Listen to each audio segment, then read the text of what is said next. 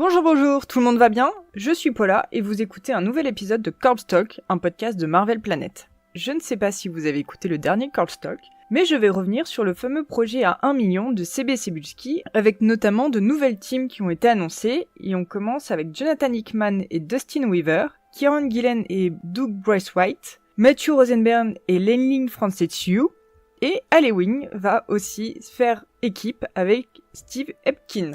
Et je crois qu'on a à peu près maintenant tout le monde entre l'épisode précédent et celui-ci. Et si j'en ai oublié, ça ira bien comme ça. On en sait plus maintenant, notamment sur c'est quoi ce fameux projet à 1 million. Eh bien, ce sera une anthologie, une page, une équipe, une année de l'histoire de Marvel qui sera racontée. Le tout avec une grande trame écrite par Halloween. On a aussi droit à la couverture qui est évidemment signée sans grande surprise par Alex Ross. Alors on peut discuter dès à présent de la lisibilité d'un tel projet, une page, un style, est-ce que tout va vraiment bien se suivre? Quelle est vraiment la liberté donnée aux équipes par Halloween, ou est-ce qu'il a donné la trame des 80 pages et que après chaque équipe doit à peu près faire ce qu'il demande, au final ce ne sont que des sous-traitants, ou est-ce que chaque équipe peut vraiment faire ce qu'elle veut?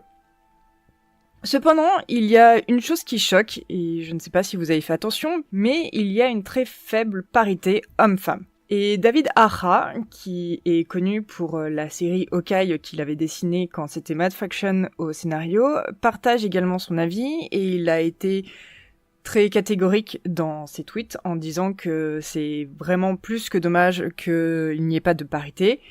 Et d'une certaine manière, ça montre qu'il y a des problèmes d'embauche chez Marvel Comics. Bien évidemment, je ne vous apprends rien si je vous dis que des femmes savent écrire et dessiner des comics et qu'elles ne sont pas là que pour être assistantes éditoriales ou faire de la couleur, mais que des femmes peuvent être embauchées à tous les postes quand on fait des comics.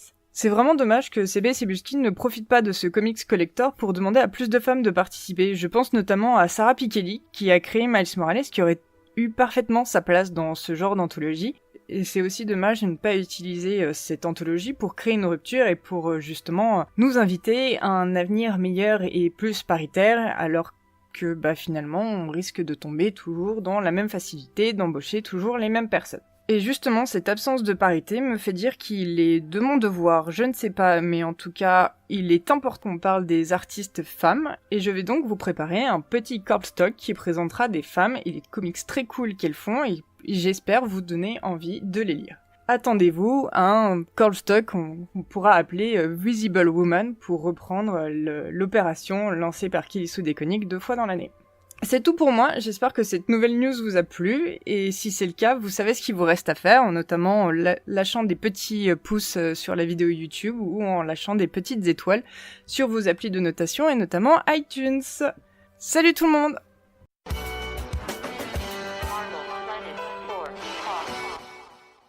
Si vous avez aimé cet épisode, vous pouvez retrouver l'intégralité des podcasts MCU Talk et Corpse Talk sur iTunes, Spotify et autres. N'hésitez pas à nous dire ce que vous en avez pensé grâce aux étoiles et aux commentaires. Et bien évidemment, vous pouvez nous retrouver sur Twitter à @MarvelPlanet. À bientôt!